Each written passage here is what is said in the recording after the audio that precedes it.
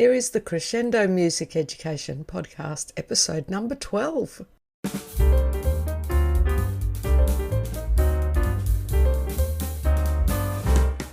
This podcast is being recorded on the lands of the Turrbal people. I acknowledge them as the traditional owners of the land and pay my respects to elders past, present and emerging. They were the first music makers on this land. Gee, did I love recording this episode with Paul Holley. Such a wonderful, warm human being whose passion comes through with everything that he says and does. A choral conductor, music educator. We're so lucky to be able to work with him in Brisbane. In this first part, we get to listen to his brief biography and some of his highlights, people influential in his life, and things for which he's grateful. I think it's an inspirational episode. So sit back and enjoy a chat with Paul Holley, part 1.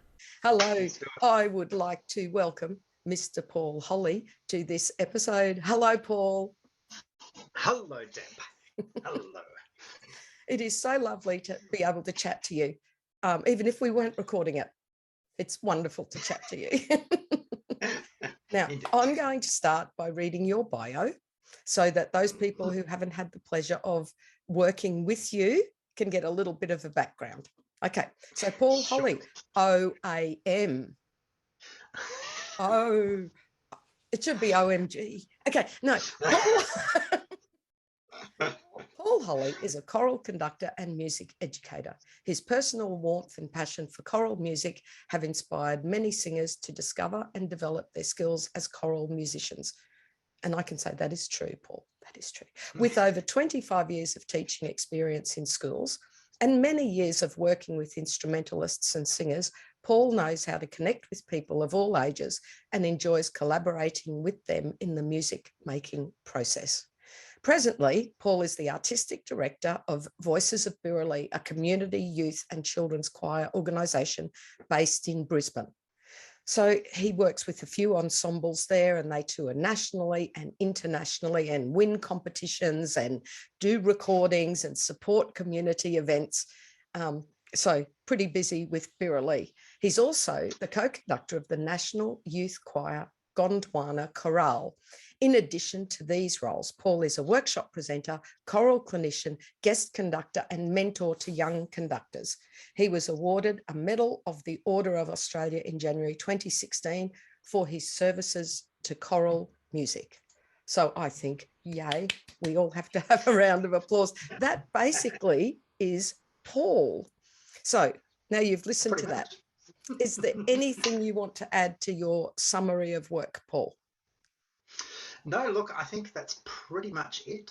I was a teacher in the school system for many years, both in state and private schools, and loved the teaching side of my job. So that was a very exciting thing that I loved. And of course, standing in front of choirs, I discovered that choir was my instrument of choice when I was studying, and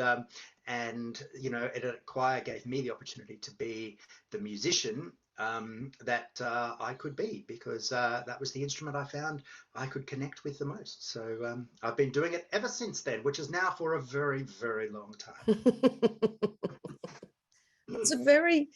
There's something about voice. It's very personal. I've known instrumentalists that have come to voice later, and they say it's a very different experience, because of course a musician who plays an instrument, of course they're part of that instrument, but voice, it's actually within you. It's a highly personal instrument, isn't it?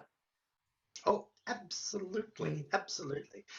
Which means that, there's this, I think myself, there's a greater element of risk anytime someone sings, because it's harder to control your instrument to a certain extent. You're not sure what's coming out, and so many things influence what comes out.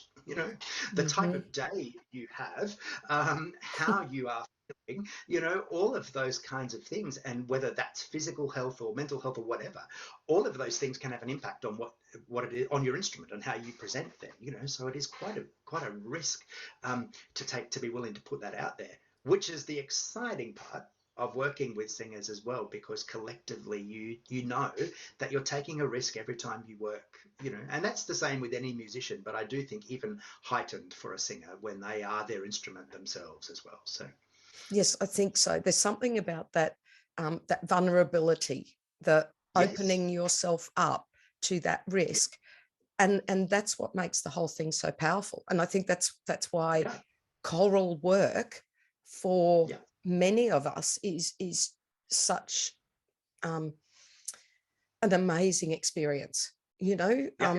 it, Oh, it's absolutely. it's uplifting and it's great for your Yeah. mental health, as we know. And Oh, and yeah. you also have done a lot of work with boys and their Yeah. changing voices as well. So Yeah. um, that sort of Yeah. time of their life is often um, emotional, Yeah. uncertain. Yeah, absolutely. Absolutely. Absolutely. There's lots of things going on for them that are changing at that point in time as well. And their voice change is just one of those things, the one of those many changes that are going on. And of course, it's, you know, the thing about for the guy is that, I mean, girls experience voice change as well. It's just that Yes. it's not quite as dramatic. And so it's, you know, for the guy who's not sure how to control and has no control over what comes out when he speaks or when he sings, you know, that adds an extra element of that unknown and that risk taking. You know, but you know, it's great fun. I love working with boys through that change, and the important thing, of course, is about providing an environment where they feel comfortable to be able to just experiment. And that's, you know, when I'm working with teenage boys, that's what I always think, you know, is one of the most important things to do first, is to create that environment, um, and then to be able to just experiment and have fun and work out what happens, and know that there's going to be Tarzan moments where squeaks will come out and things will be completely out of control, and you know, that's fine. And you know, the advantage of being in a room of other guys is that they are either going through it as well or they've been through it, so they know what it's about. Yes. So you know, that's a good thing. Having said that, you know, there are certain things that apply just as much. You know, I believe for any choir, when we were talking just before about the risk, you know, and that vulnerability, that means any choir you work with, you've got to be able to create an environment where people are actually taking a risk almost without knowing it. You know, because they actually Mm. feel comfortable in the environment that they're in, and that's a key part, really, because unless we create an environment that they want to work in and they want to be, and that they feel free in, the sound, the result will always be restricted. There's no doubt in my mind about that. You know, the space has to be a space where they feel comfortable, and willing to, you know, to explore their voice and explore the music that you're trying to make together. So, and that doesn't matter whether the choir is, in my experience, doesn't matter whether the choir is 5-year-olds or 75-year-olds. It's the same. They just need to have that, feel comfortable in the space to be able to go for it. You know, so particularly those who haven't experienced singing very much. You know, the die-hard choral people, you know, they understand it, they get it, and that's their instrument as well. They love coming into that space, and it's great. But you know, for people of all ages, it's about just, you know, creating an environment where everyone can have a go, and you know, see what we can do together. Yes, I love that. I hadn't thought so much about the um, the effect of the quality of sound at the end. I guess I'm always thinking, especially working with kids in schools, it's Yeah, about making them feel comfortable, wanting to take that risk, be themselves, get the most out of the experience. But of course, that affects the sound, doesn't it? Naturally. yeah, And so to get the absolutely, very best absolutely. sound, as well as to get the very best experience of learning for the children, and adults. Yeah, that makes a lot of sense. And you work with lots of different groups, so I'm sure you've experimented with that over time, and you Mm, see when you get that hesitant group, um, yeah, how the sound is restricted. That's yeah, interesting. absolutely, You've had a absolutely. very, very varied sort of career, done lots of um, different things as a musician, as a conductor, as a music educator. What do you put down as your highlight or highlights? If you can't choose, you're allowed to have a couple. Yeah, look, I thought about it. Just think, I can't think of one particular highlight necessarily. And I guess the highlights for me are probably going to sound a little bit more general as opposed to a specific occasion or a specific, event. I consider myself, I set out when I was in year 10, I decided that I wanted to be a high school music teacher.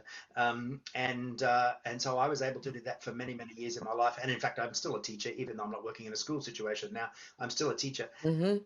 The highlight for me is being able to do what I set out to do, what I had thought I would do, is what I'm doing. I'm being a teacher and I'm being a musician. So that's kind of, I know that's very general, but there's a lot of people who don't necessarily get to do in life what they hoped they would be able to do. So I consider that a highlight for me. I actually get to do what I set out to do, which is great. And there have been highlights along the way. They're achieving some things that I wouldn't have thought that were possible at a time, and sometimes that's been, the success of a concert or success in a competition or something like that. But sometimes it's just been, an experience where, because I do workshops a lot and festivals and things where you've got to pull things together. And sometimes you walk into that first rehearsal and you think, oh my gosh, how is this going to work? When I've got to do a performance in 4 hours time. So sometimes I think just getting to those points where we actually have fun and present something at the end of the day that's close to what the composer intended. Those are highlights, Close to what the composer intended. I like that.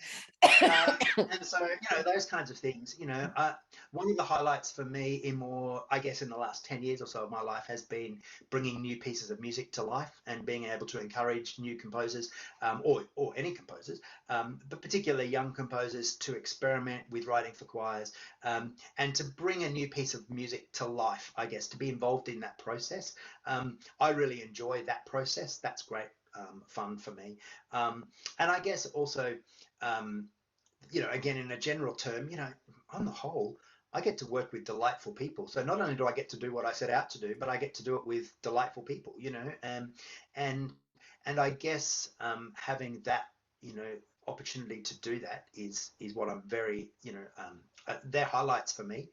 And to know that, I have a hope as a teacher that I'm going to be imparting something that will be of benefit to people in the now and more idealistically in the future as well, and so I guess for me, one of the highlight things, and something that I'm very proud of, in a sense, not because of what I've done necessarily, but because of what other people, I guess, have thought was receiving an OAM, because that meant that people actually had to go to the trouble of creating something. Yes. Had to go to a lot of trouble to actually put something in, and therefore they had to value it enough that they would support it and that they'd go in that time. Do you know what I mean? So for me, that's a highlight, because one of the things I set out as a teacher was to be able to influence, as I said, both in the now and ideally into the future as well, how these people engage with music and how it impacts their life. And so for me, that was definitely a highlight, because it meant that people had valued that enough and seen enough value in what I was doing in order to be able to want to recognize me in that way. So that's definitely a highlight as well. So for that reason. It is an absolutely huge accolade, isn't it? And like you said, not just for the reasons that you have done the wonderful things that have almost demanded the recognition because they've been so great, but that people did take that time and thought that much of you and your work. Like, that's amazing. And those ripples that you have made now are going to be felt right into the future. And I think that's the thing with teachers, the power that teachers have, choral conductors, obviously, teachers, anything particularly within the music world, what we do will be felt in the future. Those children that we have influenced, those adults that we have influenced, hopefully for the better in a positive way, will then pass that on. And absolutely. And that's a magic thing. That is a magic thing. And it's definitely a highlight. Definitely, definitely. And I'm now in the position where I'm actually encountering some kids in workshops that I do, or in my life at Birralee or whatever, who are the children of people who were choristers of mine when they were teenagers. Oh, wow. And that kind of thing is also fantastic. And I now look at some of these young people that I've worked with, and I would say this is another highlight to see how many of those are now educating. And how many of them are now music teachers or choir conductors. No, it's not. I can't claim responsibility for that. You could But go, I might no, have you had an could claim influence. part of it. Claim I part of might it. have had an influence in helping them make that decision about what they wanted to do with their life. And that's exciting to see those people bringing their own experiences to life now as conductors or music educators or whatever it might be, or in other fields, but are now encouraging their children to get involved in music as well, because they know what a value it was to them as a child to be involved, and so they want their kids to be involved in that kind of, and to have some of those same kind of experiences that they had when they were younger. So I think that's a very, that's a good sign. Good sign that something must be right as well. So that's great. Absolutely. It does. Okay, if I can just take a tiny little tangent, because Yes. we know how powerful and wonderful the music education choral Yeah. work is. Would you have any advice for those people? And it must have happened when you were teaching high school, particularly Yeah. when things don't seem so rosy. When okay, I know what I'm doing is really valuable. Yeah. But gee, I'm having trouble with these grade 9 kids, or, in your case, if it Yeah. was at high school, Yeah. Yeah. staying positive and seeing the value of what you do. Yeah. I don't know. Do you have any advice for how to keep on that positive path? Because I'm sitting here thinking, me as a Yeah. music teacher in my school, and I'm lucky because I'm in a great position at the moment. But Yeah. there are still classes, there are still times, and I just go, Yeah. why am I doing this? Have you Yeah. got Yeah. any advice, tips, tricks? Look, well, I think it is important to try and sometimes I had to find myself thinking big picture, Mm-hmm. particularly when you've had that experience that's just not been very pleasant right now, or it's been a couple of classes in a row with that particular group. That that I have to still think big picture. I have to look for those things that are the positive outcomes, and really that might not be in that class. It might be really hard to see those in that class. Yes. Those positive outcomes, or the positive interactions that you're having. But I also just, sometimes it would be about finding a way, having to find another way. If I was struggling to connect with kids in a classroom or in a choir setting or whatever it is, how else do I find it? Where do I try and find a connection with those kids to try and make it so that there is some connection with them that we might then be able to use in order to work in our music making setting. I also, though, was a realist, I guess, to a certain extent, and know that I'm not going to get every kid. Yes. Not every kid is going to love this, and not every kid is going to enjoy it. I only have to think back to, um, you know, for me as a year 7 student, my first year of high school in Newcastle, I had to do 6 months. I had to do an art class, and I had to do my music class and things, and I came. I can't remember exactly, but it was something like 25th out of 27 in art. Like I was never going to enjoy art. I enjoyed looking at it. I would never draw stuff for fun. That's just not me. And so I just think, well, art was never for me going to be the thing that I was going to connect with in the sense of being able to do it. Mm-hmm. And Mm-hmm. I really had no interest in learning how to do it. I appreciate it. Not on probably a huge scale, but I do appreciate art, and I have certain types of art that I like, etc., etc. However, I was never really going to be that into doing it and learning about it. And so I realized that it's quite possible. I've got grade 9 sitting in my class who feel exactly the same about music. They're there through whatever choice, or not choice, depending on how the curriculum is arranged for them, And so there are some that are not going to grab it, and I don't have to. I kind of realized for myself, if I take that on board of every kid who's not necessarily going to really enjoy music, if I take that on board and let that get to me, I'm just going to spend forever going, what can I do? What can I do? Blah, blah, blah. It's all about me, whatever. That doesn't mean I'm not, I don't look at it and try and work out that I'm doing the best I can to engage them. But at the same time, there are just some kids who aren't going to engage, and so that happens. And, I can influence them as much as I can while I can, but I know that I'm not going to win every battle. And so that's why I say, think about the big picture and realize that in that class, in that choir, whatever, there are going to be some kids who don't want to be there, and who I might not have the success in reaching. Don't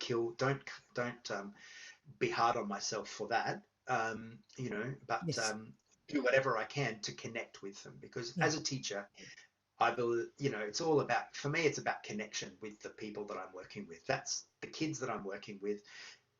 In fact, as a teacher, it doesn't matter whether they're kids or not. It doesn't really matter what age they are. It's about making a connection with them in some way and being able to work with them as a person. And so, let's try and get that connection as best I can. I had some kids that I made some connections with across my teaching career. I can pretty safely say that their music education was perhaps they ended up in no better place than they started with regard to their music education. But I found that I had at least made a connection with them as people, and that was an important thing for me to be able to focus on, knowing that their music education was secondary to that, And as I said, just not beating myself up about the kids who just don't like it, because there will be those kids. So, great. Yes, great advice. Absolutely. Big picture and connection. And a reminder that we're teaching the child, not the subject. We happen to be teaching the subject, but we're teaching the child, aren't we? Yes. Yeah. Love it. Great advice. Sorry, I'm getting over a 6-week cough. Anyway, okay, can you tell us about a person or people that have been influential in your life? Personal, professional, or both? Now, and I know you've worked with some amazing people, so good luck choosing. Well, I'll cheat my way out of it. Again, I don't know that I could say necessarily one person, because there's, so many things, so many people that have had an influence and that have kind of kept me on the path or enabled me on the path. And so I guess there's quite a few people, my parents were both musicians. They were, and so of course, initially, the reason that I'm involved in music is because I did it so much as a kid. That's probably the hugest influence on my life, is that I had piano lessons from the time I was 6. I played brass instruments. I grew up in the Salvation Army. I learnt brass instruments. I sang in church. I sang in choirs. I was encouraged to do music at school. All of those kinds of things, and that was because of my mum and dad. They gave me, so that was a huge influence. I guess the other things, my dad gave me, one of my dad's favorite sayings when I was growing up, or at least one of the things I remember the most, was he used to say, if a job is worth doing, it's worth doing well. Oh, I love it. Yes. That's a huge influence on my life. I have to say it's a blessing. It's also a curse at times, because there are times where I wish I could just go, no, that's right, I'll just be half-assed about this and it'll be fine. But it would make life easier, and I guess, so that was something I learned particularly from my dad. And my mum was very much a person who was about others first. And so I'd say that's a huge influence as well on what I do, and this thinking about others first. Now, sometimes perhaps that's a blessing and a curse as well, because sometimes that's perhaps come at the expense of me looking after myself. But that those kinds of things, being around such a music environment and having parents who encouraged me to do the best I could, but to always be looking out for others rather than just myself, and what I could gain out of it. That was obviously very important to me. My wife has been a wonderful enabler, because she has wanted me to pursue my goal, whatever that might be, at different stages of my life, and did whatever she could to support me. There's no way I could do what I've done without that. So I guess that's a very influential part of my life as well. To have that support has meant that I've been able to follow some dreams and do some things because, in the nature of my job, when I was a full-time teacher and then I was doing Birralee stuff as well, that might mean that touring, for example, happened in my holidays. So I was a full-time teacher, and then I'd go away on holidays touring with Gondwana or Birralee or whatever as well, so all of those kinds of things. To have a partner willing to let me do that was also obviously really influential, because those things built me as a musician, built me as a person, and so to have that support. Obviously, professionally, there's lots of people. My conducting teacher was John Nixon. He was an amazing musician, gave me so many opportunities, inspired me to become a choral conductor. That was fantastic. I did some work with Rodney Eichenberger. In fact, Rodney Eichenberger was the one who perhaps was very, in one conversation, had quite an influence on me, because I was at a point where I was trying to decide whether or not I was actually going to do this, whether it was worth pursuing or whether I should do something else, after I'd had a couple of hits, I guess. And I was talking to Rodney, and he said, look, what you've got is you have a talent. It might not have been recognized yet. Don't give up. Keep doing it, keep working at it, and and hopefully that success will come, but don't give up. That was a very important thing right at a crucial point in my life, where I was thinking that maybe working with choirs wasn't my thing. And as I said, I'd had a couple of hits, and maybe that was, so I was kind of thinking maybe it's time to give this up. So that was great. And then I guess I've had people like Julie Christensen and Lynn Williams, who've had enough faith in me to ask me to join their organisations, to be part of Birralee, to be part of Gondwana. I mean, those things have been hugely influential, obviously. Those people have been hugely influential, because my roles being involved in those organisations has given me the chance again to continue doing what I love to do, and the opportunities to explore and expand my horizons. So to have people like that who recognise that there's, who obviously thought there was something I was doing right, to get involved with their organisations and to ask me to become involved, and I'm very grateful for those, because they've provided some amazing opportunities for me through both of those organisations, and through those organisations to other things as well, because being involved with them has enhanced my reputation, I guess, as well. There's no question about that, which has led to me being asked to do other things then, outside of just those two organisations, and the only reason that someone, might have asked me to do that is because of the work they've seen me do with Birralee, or the work they've seen me do with Gondwana, or whatever it might be. So, obviously those people. So yeah, plenty of influences, and as I said, probably, I guess, yeah, not one that I could say necessarily that just, was everything, but across all aspects of my life, there's those people that have contributed, and who still do now. There's still the people encouraging me now to have another go at something or other, and try this out, and those kinds of things. So, well, we're very grateful to them, because then you get to work with those thousands of people you've worked with, and the ripples are sent out. So we all thank them. Yeah.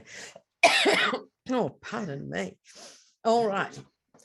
We're up to one of my favourite bits, which is gratitude. But we've sort of we've touched on gratitude already, haven't we? Like, that's what we kind of have already in that, because really there's, as I said, chance to make music throughout my life,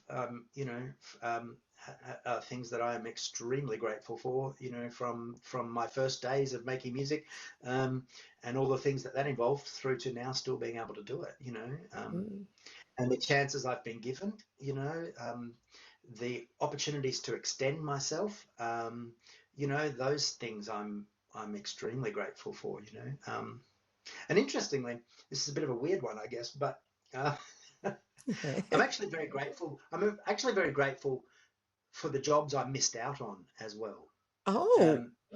Because there's actually a couple of jobs that I applied for when I was a younger conductor, living in Brisbane, and thought that I would, thought I had a pretty good chance of getting these jobs.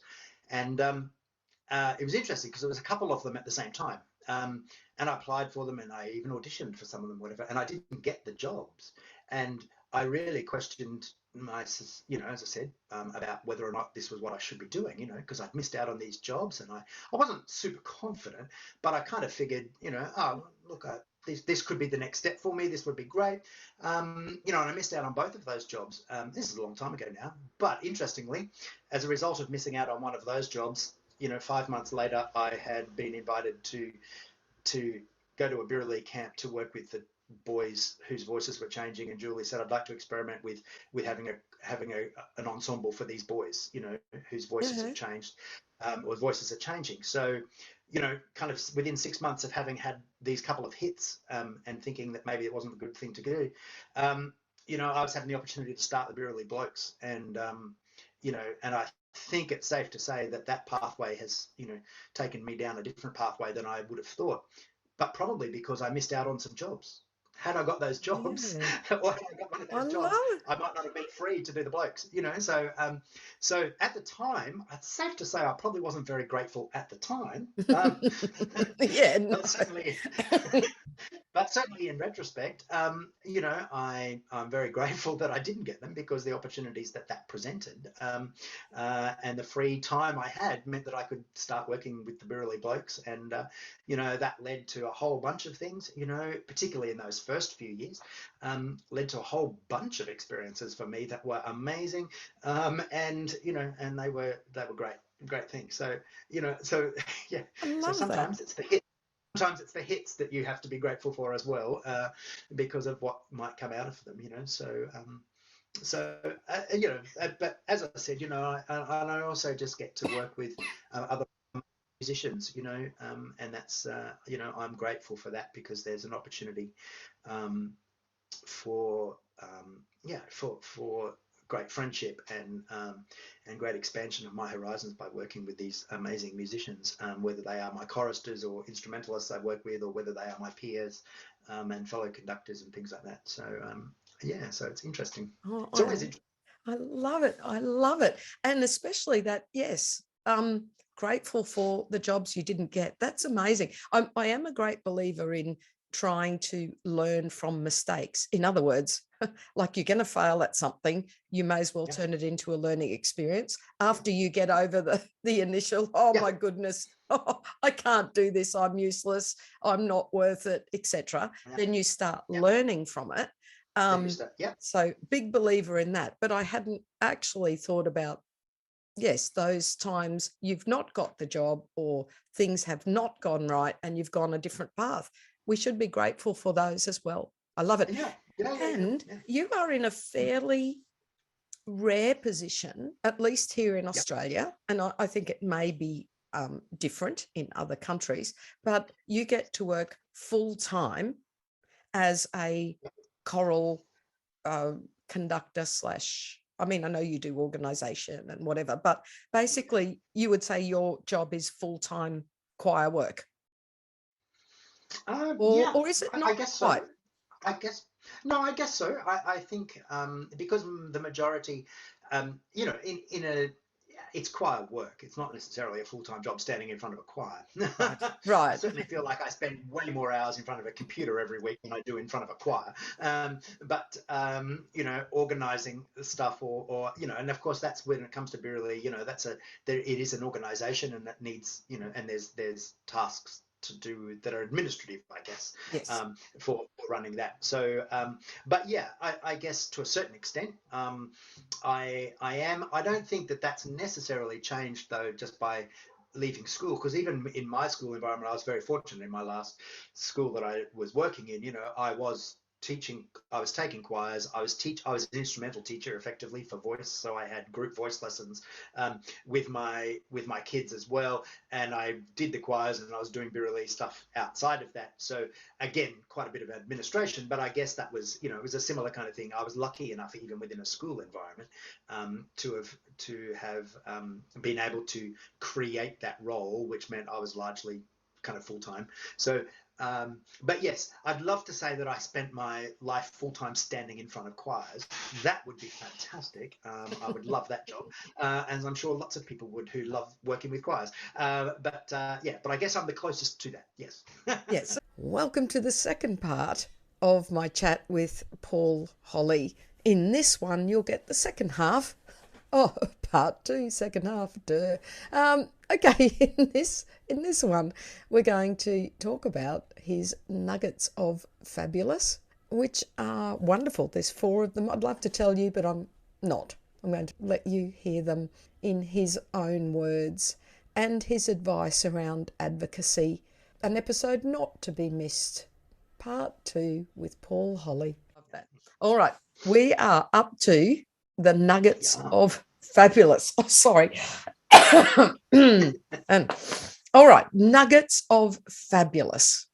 All right, so either as working with a choir, regular conductor, you work with large groups of kids. Sometimes you just come in cold to literally hundreds of children, and you have to work with them, like you said, make some sort of connection, get some sort of instant respect. You have to work with you have to have fabulous repertoire. You have to be flexible. You've got to be pretty much a magic person to do your job. So could you share with us some nuggets of fabulous, some little tricks, tips, ideas that you have up your sleeve that help you? I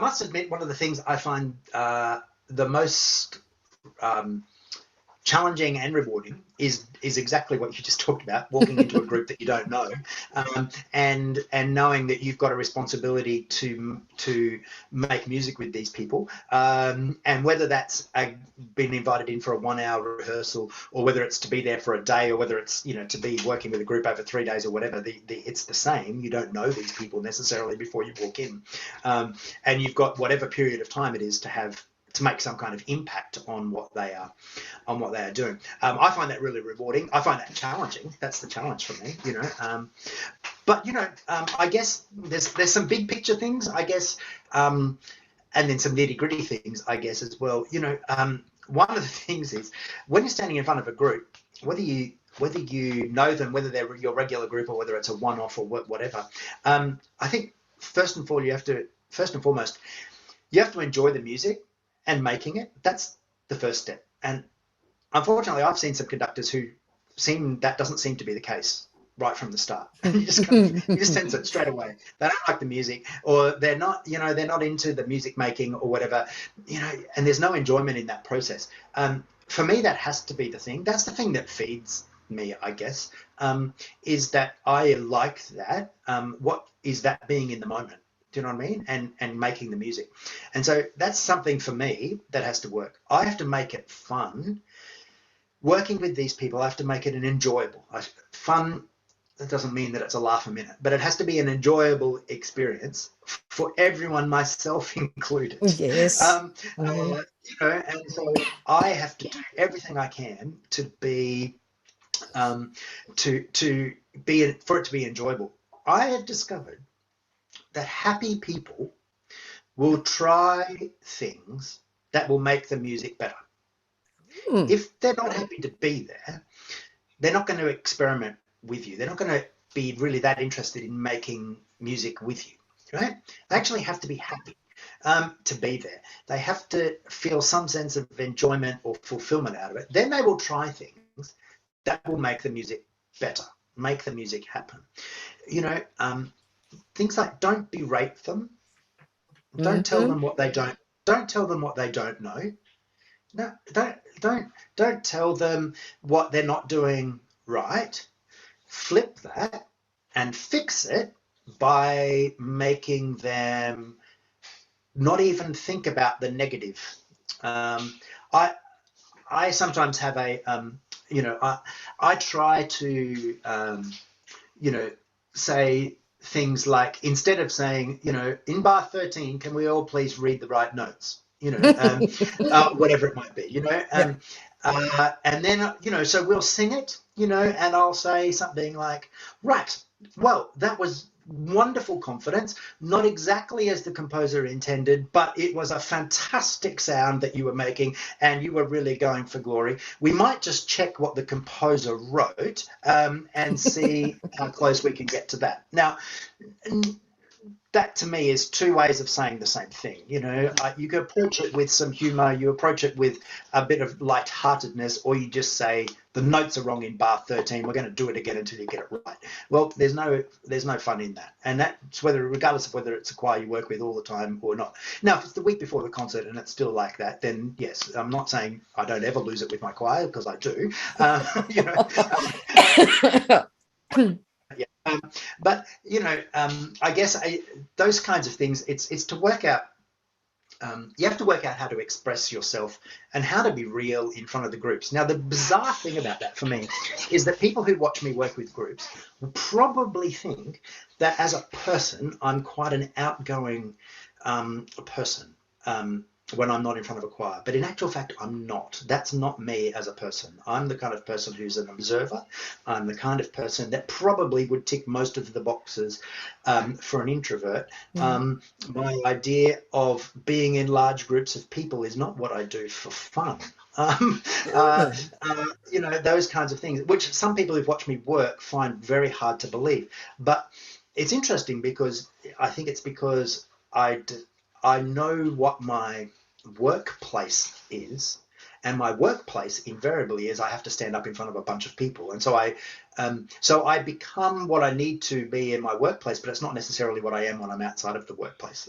Some people find that a little bit hard to understand, but you have to work out how to express yourself. I'm not saying that I'm not true to myself. I think my sense of humor is the same whether I'm standing in front of a group or whether I'm not. You know, it's not something that I put on, but there's just a different way of working, and so yeah, you know, you have to be real, I guess. You have to work out what works for you, but I also have to just I also do think you do have to put on, you have to realize this is my work environment, and therefore I do what I do. What do I need to do in my work environment to get the best results? So, and sometimes that means I have to be a bit bigger than I would normally be as a person in order to get those results, you know? You know, so I guess that they're all kind of big picture things, I guess, about when you know, but they're such important things, because if you actually don't have those things, then it doesn't matter what you try and do technically or what you try and do musically or what kind of phrase you try and make.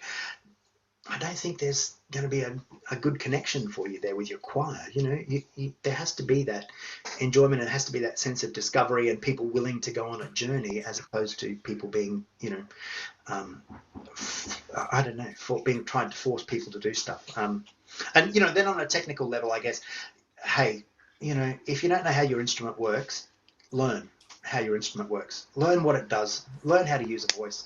Learn what it's going to be like from the point of view of an untrained singer. You know, how are you going to explain to them how their instrument works when they have no idea, because they can't see any of it? You know, don't stop asking questions of yourself, of other people. Watch what other people do. You know, you've got to know that. You've got to learn how it works. You've got to know the text. You know, we work with text, you know, and a number of times I see choristers who have no idea what they're singing about.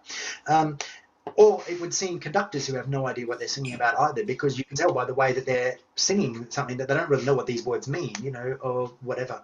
You know, you've got to know those things. And it seems really obvious.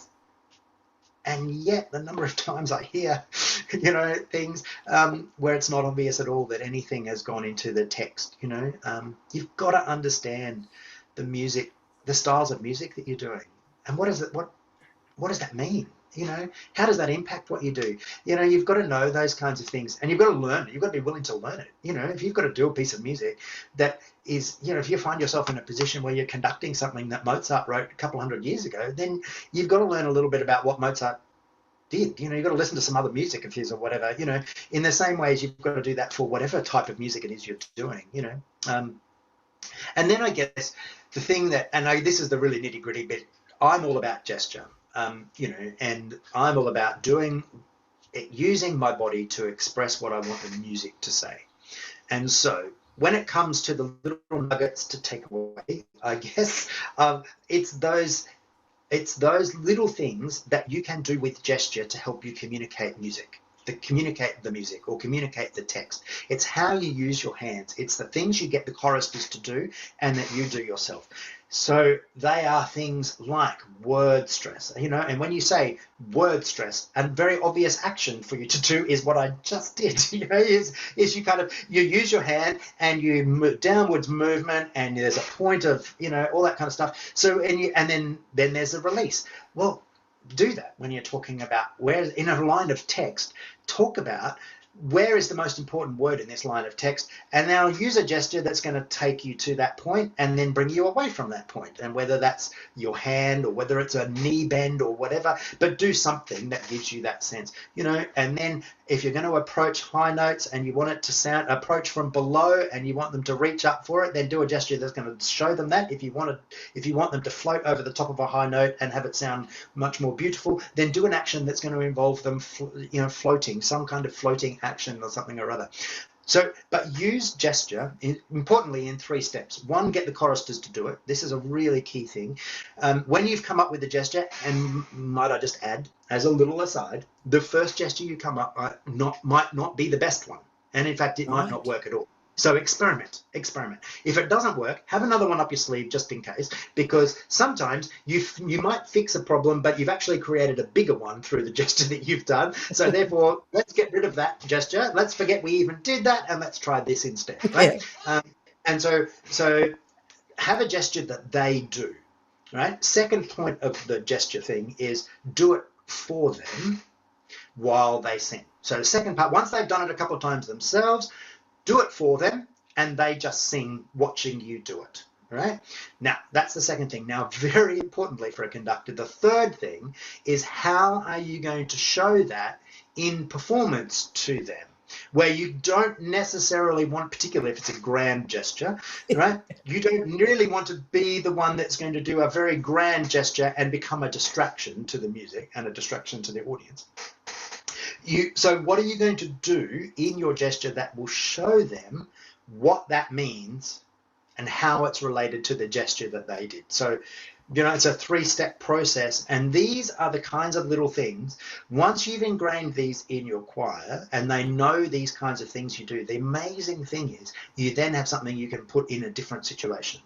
And I can, you know, if I want my singers to float over the note, there's a few different options of gesture that we use, and you know, I do some spin bowling ones and I do all kinds of different things to get them to float over a high note. Now the important part is that eventually they see this gesture that has this idea of coming over the top of a note when we go higher, or lean into this particular word, and there's a particular gesture that we use to get that and whatever. The great part is then I can then go in another piece of music and use the same gesture, and they know exactly what it means because they've done it, they've seen it, and they know what it looks like in my gesture. And I can do it in performance when we might never have had this problem before, right? But because of energy and because of enthusiasm and because of adrenaline and whatever, we're all just going for glory on high notes, you know, and it's not that great in performance. And I've got these gestures that I can then use because they've done them, and we've built up a way of communicating that even in performance we can then do, even if we've never done it before. And most of them follow that because they have learnt how these things work. So the thing that and so when I'm working with a group that I'm seeing for the first time, I recently did a gig in Toowoomba where I was working with 300 primary school kids. I had them for 2 hours, and they did a concert the night and the evening of four pieces. 4 pieces in 2 hours. And they learnt it. They'd done the learning. Okay. I wasn't teaching. Sorry, I wasn't teaching. They'd done the learning, and it was great. But I had to go in with just a bunch of things that I needed, having heard it, things that I could possibly do in order to try and make things work as best I could, whether it was balance, whether it was approach to a thing, whether it was phrase length, whatever it was that I decided were the things I wanted to go after. I had to go in, I had to have some things, some gestures ready to go so that I could get them to do those things. And that for me is that's my way of being able to connect and get musical ideas through to them as quickly as possible, is using gesture. I can talk about it.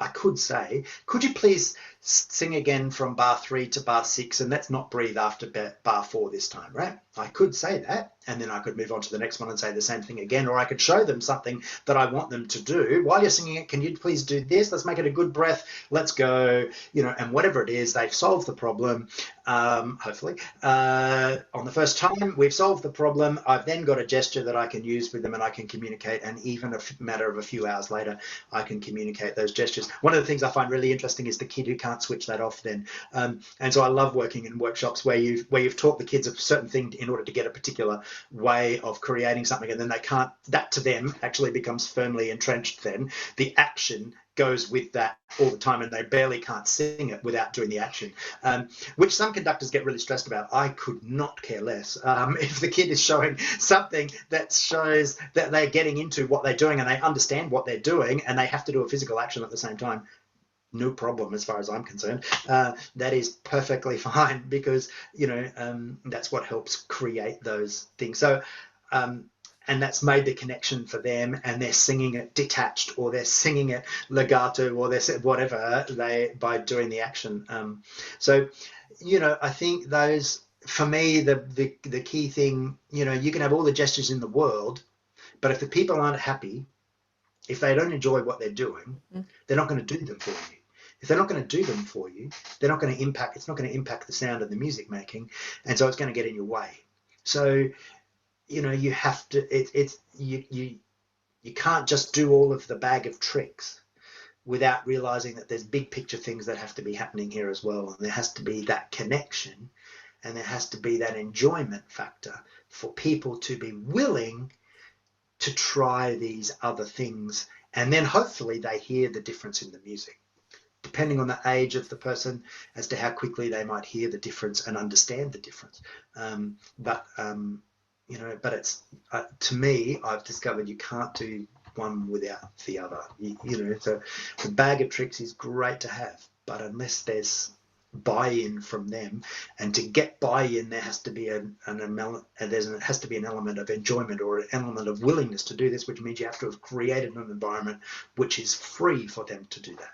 I love that. So that brings you back to your first nugget, which was about happiness and engaging people, and so that they're willing to do that. But also your second one, where you're talking about how we really have to know how our instrument works. And that goes for classroom teachers, music teachers too, especially using a vocal approach. And text, I think text is the magic that choral musicians have.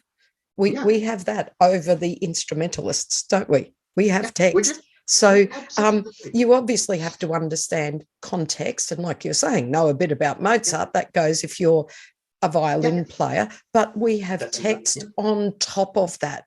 We really have to know what we're singing about. If you're singing something funny, or if you're singing something deadly serious, it all affects sound. You have to know text. And I love the way you were talking about gesture. It's actually you're creating a language that you use with your choir. It communicates so much. So we build that up. They are certainly nuggets of fabulous. And I've seen you at work, so I know that you do all these things. But that was really great. Thank you for your nuggets. Now, I'd really like to get your take on advocacy. Now, and I know what you do helps a lot. Our school's been recently involved in something that Birralee was doing, Queensland in Song, that promoted, Queensland choral composers and the work done in schools as well as community.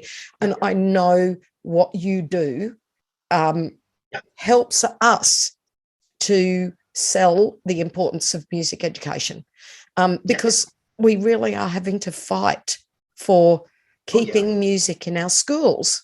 So what advice could you give listeners around advocacy?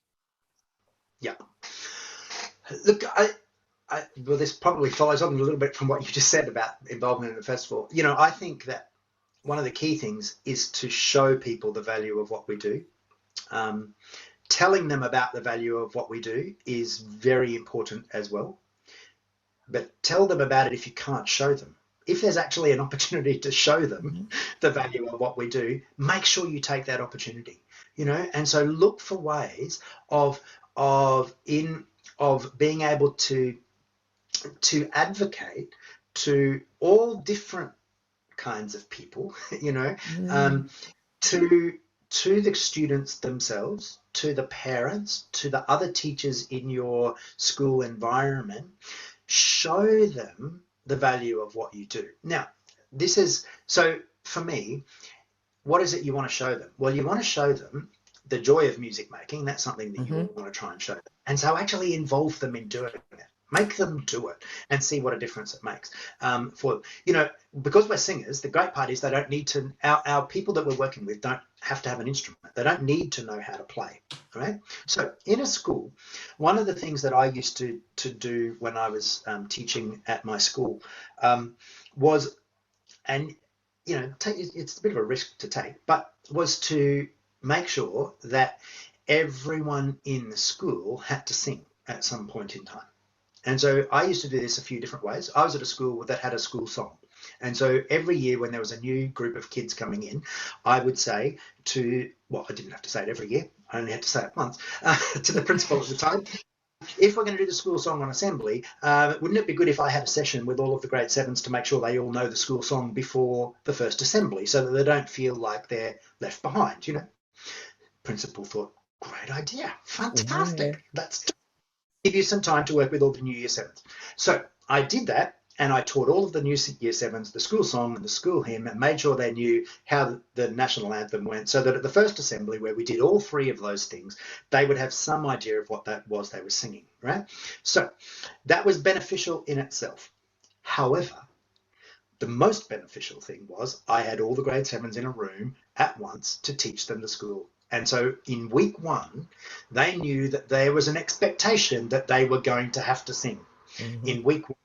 And so I had the time to teach them. I had the time to engage with them. It was my 40 minutes of PR as well, because I had to sell the product. Now, for me, the first choir rehearsal of the year for the year 7s was at 7 o'clock the morning after I did with that session, whenever it was. Because I used to say to them, so when you go home, tell your parents that you've got to be at school tomorrow morning for 7 o'clock for the first choir rehearsal of the year, because Mr. Holley said it'd be really good for them to get involved, etc., and so that would be the next thing. So then the next morning I'd have these grade 7s, not all of them, of course, but I'd have a bunch of grade 7s who would turn up the next morning to be in choir because they'd been, because they'd had this experience that was fun and they'd learnt some stuff, and the next morning they came and they sang in choir again. So there was that. I stood up on assembly and I made them do some stuff. I remember in fact, I think my first year at Girls Grammar, I had the choir sing. It was only a fairly small choir, and we sang in a music concert, and we did the song Lean on Me.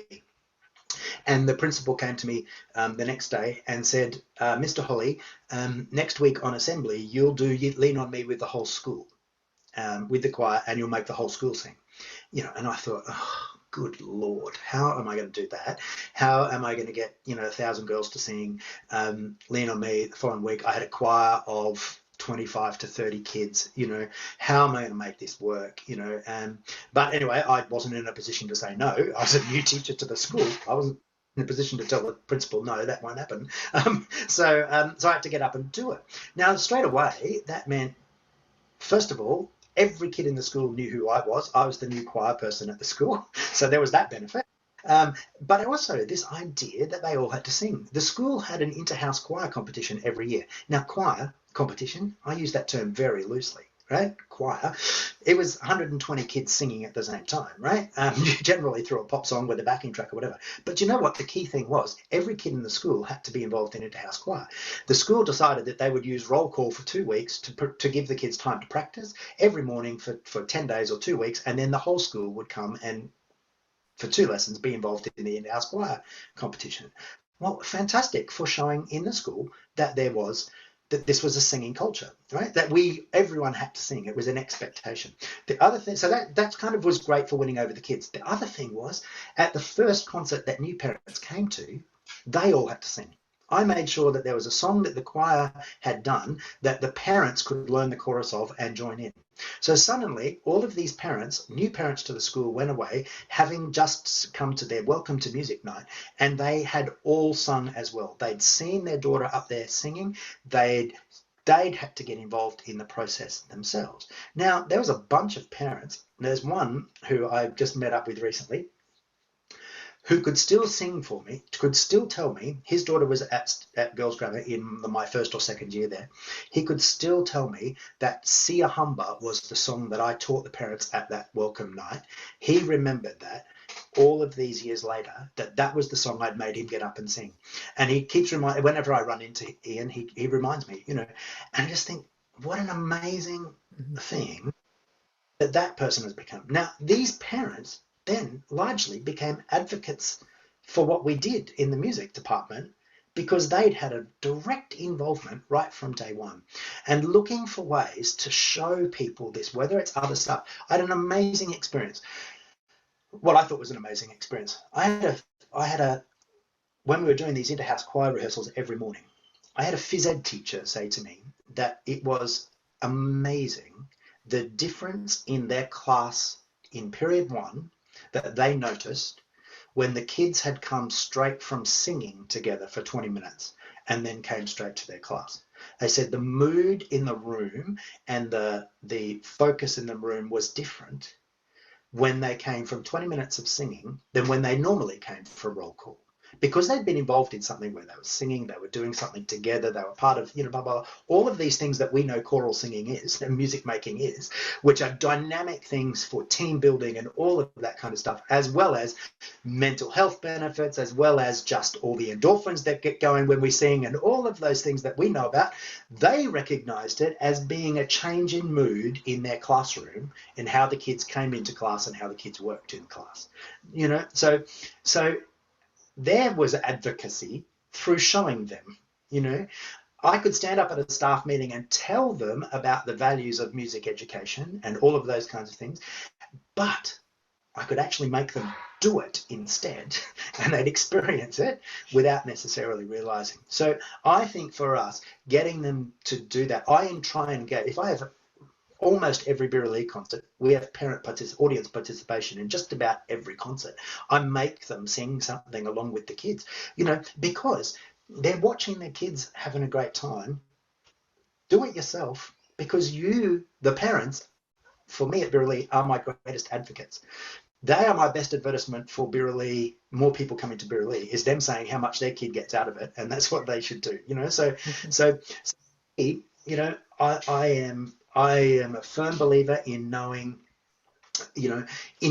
the science behind what we do. A firm believer in knowing the benefits and the health benefits, and we should definitely talk about those things and we should definitely do those kinds of things, but we should take every opportunity and create opportunities to actually show how valuable what we do is, and to those people then at various levels who make the decisions, and show them what happens and actually involve them in what happens, so that they can have that sense themselves and say, see, that's what it is that does value of doing this. For how you felt after 10 minutes of doing that, what that did for you, the laughing you did while you did that. That's what these kids are getting the opportunity to do every time they walk into a rehearsal or walk into a music classroom or whatever. They're getting that opportunity to have that same reaction and that same physical and mental reaction that you had for doing it for 5 minutes. That's they're important things, I think, for that. I'm a big advocate, for showing. Then the other thing, I guess, too, is that we have to value it ourselves. We have to support others. We have to make a commitment to supporting other people as well. We have to make a commitment to supporting our other music teachers. We need to make a commitment to supporting our other conductors. We need to make a commitment to the value that we place in what the kids do as well. We talked before about recognizing the value of our students as people, and not just as students, because we're educating the person, not just teaching about the subject. you know. But you know, value these things, value these people, and support others, make a commitment to it. You know, maybe that's one of the things, you know, that I've tried to do in this last couple of years, you know, when we're all, where it's been tougher, you know, is to actually make a commitment to go and see some more shows, you know, to actually make the time, even when I feel like I just want to, you know, rest, you know, go and support other people because they're putting this money into trying to make something happen. You know, go and do it. Support them in that way as well. That in advocacy is really important as well, because it's one thing to advocate for the people that we, you know, who are the decision makers, and we've got to get to them. You know, there's no question about that. But we also have to keep our peers in the game, and we've got to do whatever to support each other, to keep each other in the game, you know, because that's key as well. Because if we lose our base, our number in our base, advocacy up here is really hard to do, you know. So we've got to do everything we can to support our fellow musicians, our fellow music teachers, you know, choir directors, whatever. You know, we've got to be willing to do that, and place that value in it ourselves, in what we do, and how we use our time and that kind of thing, you know. So I, you know, sorry, that was a very long-winded answer, but I think, you know, but those two things, show them as well as tell them, and then, you know, support each other to the make a commitment to value it ourselves. Yeah, you know, no, so not too long, worth hearing, absolutely worth hearing. And you know, almost that last little bit almost comes back. I can almost hear your mum's voice saying, think about others first. Pops back in, because we do have to support. Absolutely. Yeah. No, and we have to. Sorry, I cut you off. Zeus, I was just going to say, it was certainly not too long. That was amazing advice with advocacy. It's tough sometimes to carve out those opportunities yourself, depending on your school and your situation. But we've got to keep trying, don't we? Yeah. And whatever way we can, you know, you know, I mean, the examples I gave were on a pretty grand scale, and that was just fortunate because there was some level of support that allowed me to do that.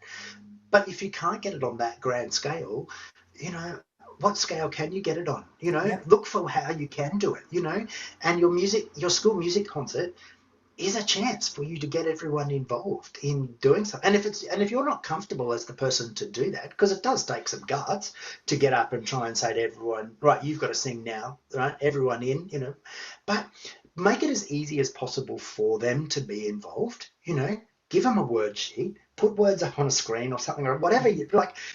Don't make them feel uncomfortable about it. Just have this expectation that you've just got to do it, you know, and then get involved, you know, and then look for ways of or finding someone that can help you do that, to get involved a little bit and do it in the ways that you can, you know, control that, you know, and provide those opportunities. Look for whatever it is, you know, you know. If it's at the school athletics day and you've got some way that you can work out some way of making everybody sing, you know, we're all going to sing, you know, we are the champions, my friend, you know, or whatever at the end of the singing camp, you know, but just make everyone sing, everyone get involved in it in some way. Look for little steps to just, you know, to involve people in what you're doing. And over time, you know, have that big picture for yourself. And over this 12 months, I'm going to try and make sure that I've, you know, provided an opportunity or two opportunities for the whole school to get involved in singing something, you know, or for the whole, you know, for my parent body to get involved. You know, look for those things and just, you know, think outside the box a little bit, but importantly, show them the value of what we do. So I love it. We have so much good advice to act upon. Love it, love it. Okay, now we have reached the coda. Where very last thing, Paul, and I'm sure people listening have loved listening to all of the great things you've had to say. But if you just had one more final message to finish off this chat. One thing you'd really like to say to the world, what would it be?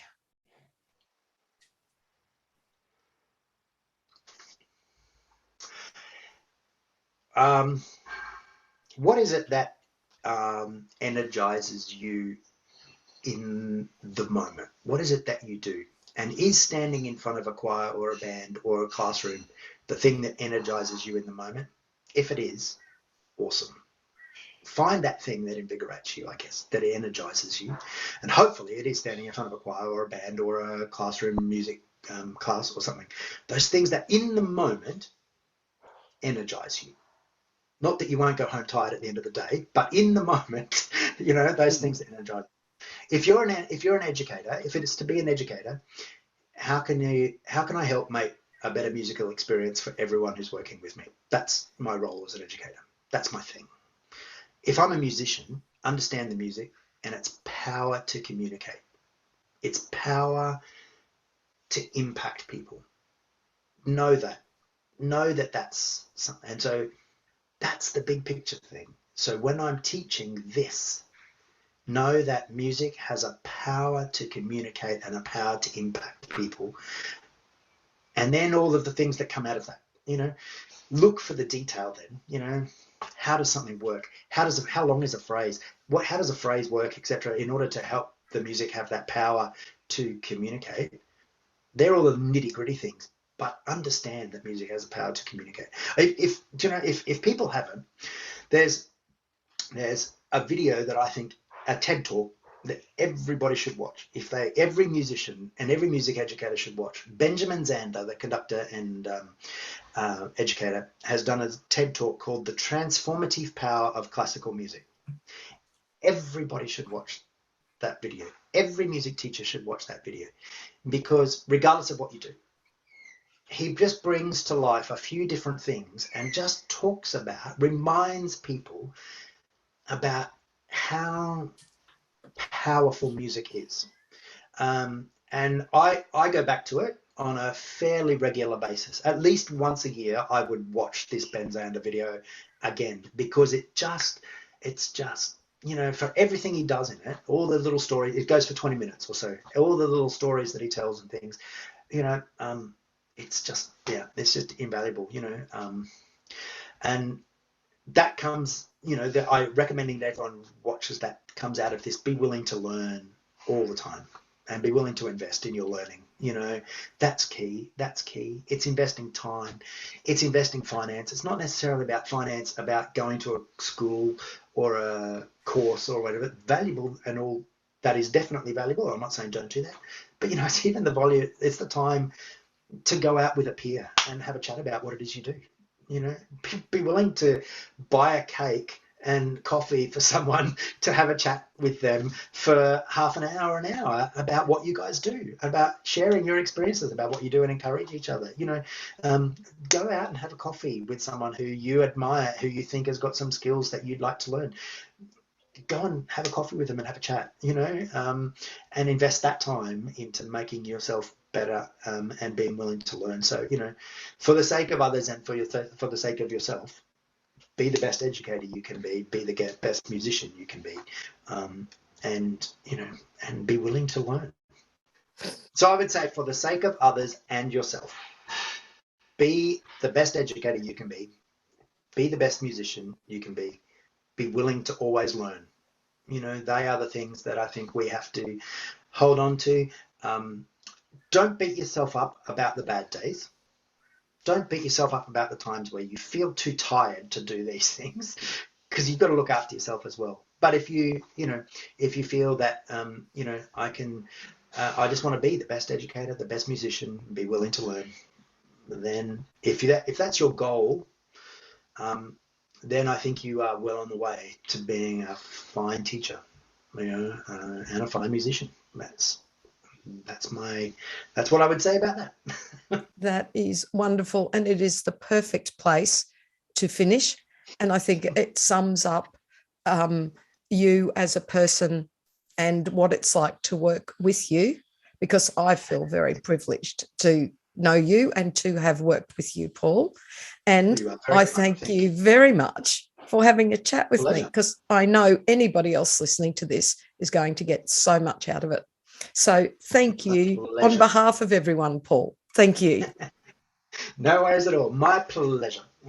As we know, laughter relieves stress.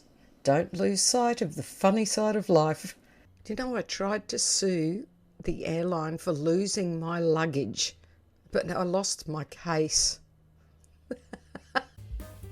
Thank you so much for watching our Crescendo Music Education podcast. For more information about all things Crescendo, including membership and music education resources, visit us at crescendo.com.au. Don't forget to like and subscribe.